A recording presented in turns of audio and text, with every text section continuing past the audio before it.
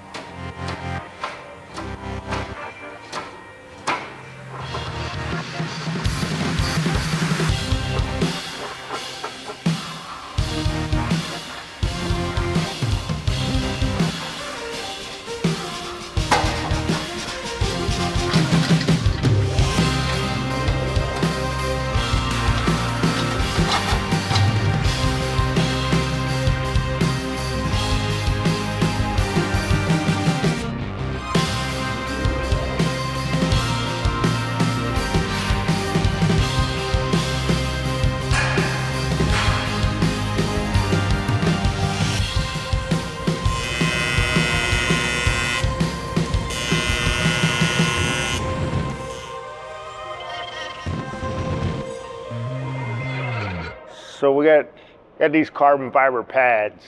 They may stay, they may go. If they go, we'll fill in this thing with sheet metal and paint the hood. Kind of not going carbon fiber anymore. That's part of the old car theme. But anyway, what I got going on is these little marks here in this 3/4. When I shut the hood, these pads are 3/4 of an inch from here.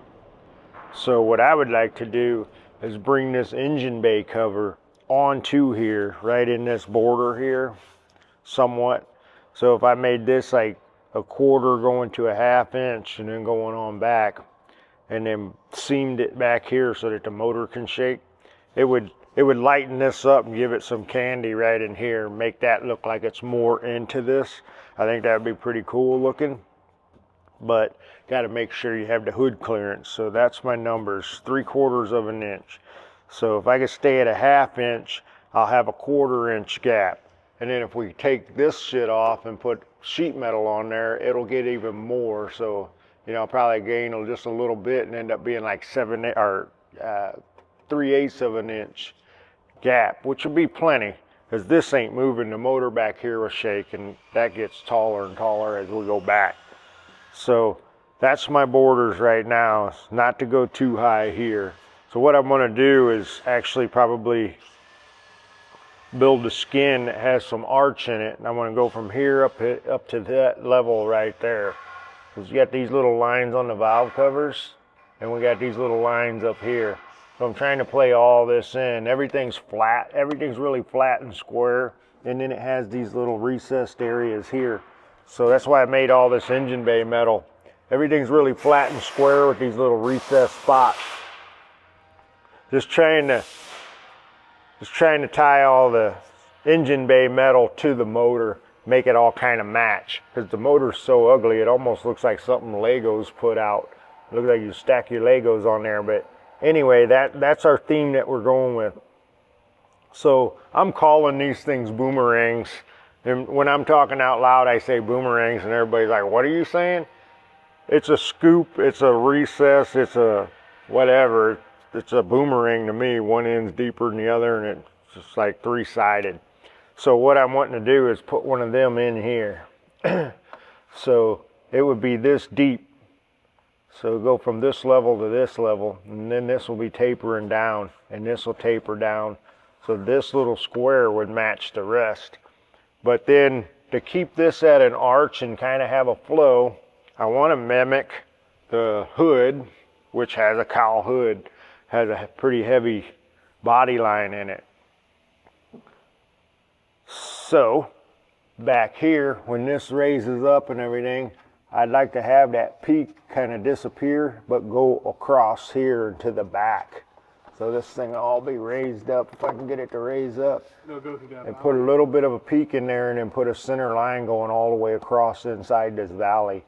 So then it looks like two like valve covers or hood scoops. So if you look at like a 70, or not even a 70, but like a 67, 68 Chevelle, and I think some of the 68, 69 Camaros all had like a little scoopy kind of valve covery looking thing sticking out on the hood. So this will kind of mimic a little bit of that. This will kind of mimic a little bit of the cowl hood scoop that's on the hood, and bring some of the outside of the car in. And then this little scoop in here will tie into the side panels and give it a little more detail. That's an idea that I'm guessing. I was going to do a little smoother one that went back and had the line in it and everything. I almost feel like it'll get really big looking and be boring, and the boringness is what makes it look big. So probably going to end up with a little scoop here. The customer, owner of the car, he wanted that little rib, so I'll get that rib in. Just start trying to check all the boxes without it getting too crazy. That's the part that takes a lot of time. Don't get me wrong, it takes a long time to make all this shit, but this part right here is where it takes the most amount of time, is trying to pull it out of the old noodle, put it into paper, try to get the okays from everybody, meaning my boss and the car owner and myself, saying, yeah, that could be cool, let's go with that and make that. This right here is what I call the hard part. We don't really run on renderings and stuff for under the hood. We just kind of pull it out of our head, bounce ideas off of each other. I'll get Mark over here and look at it once I get something made up. Mark will look at it different than I look at it, and Mark may add something or take something, or he may say that just sucks, and we'll start over. But right now we're probably gonna do, like I said, it'll have a little bit of a cowl look. It'll have the scoop, tie everything in, have a cross rib, and we'll go from there. Once we start building stuff, it'll start coming to life, and we'll be adding details and little sides and all that. It'll end up being cool. It's just going from nothing to getting cool. That's the hard part.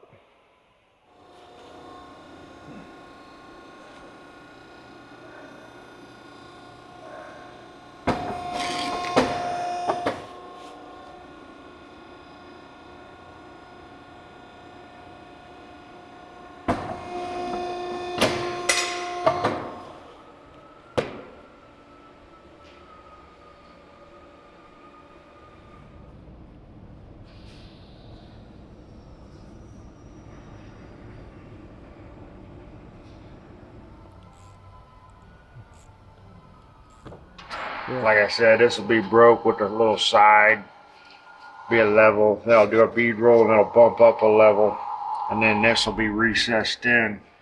But trying to figure out this now.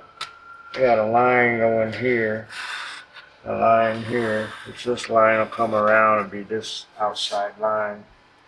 But if I run this as a bead roll, I don't want to just drop it off at its ass right here. So should I try to bead roll around this whole thing? Would look the coolest. Boy, it'll be hard.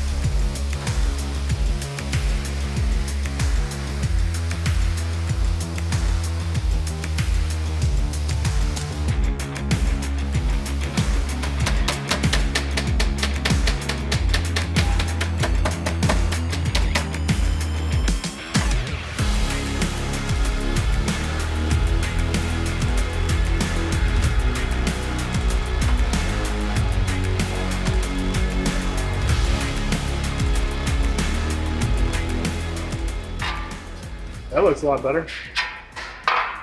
It's getting there, as I said. It's a little bit of everywhere. It's all these bead rolls. You've got this step up, that step up, these step ups, and that's bent down. It's under some tension. So, gotta figure out where it is. It's softer. I'm working it. I'm feeling it's right in these curves.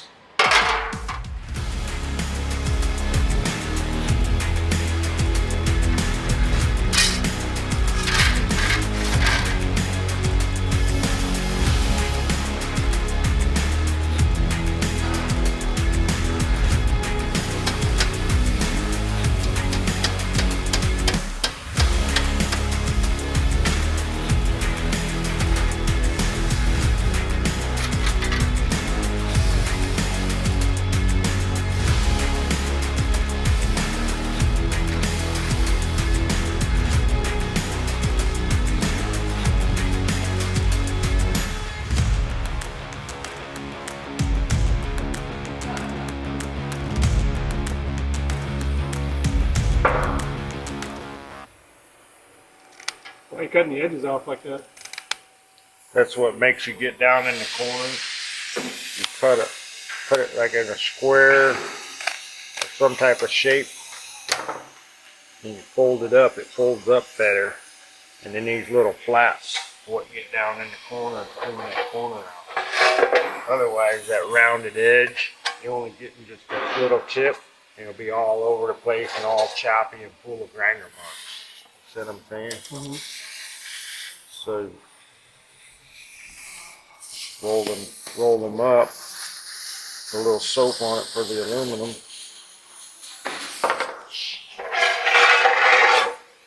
See the weld that's there. Watch this down in that corner.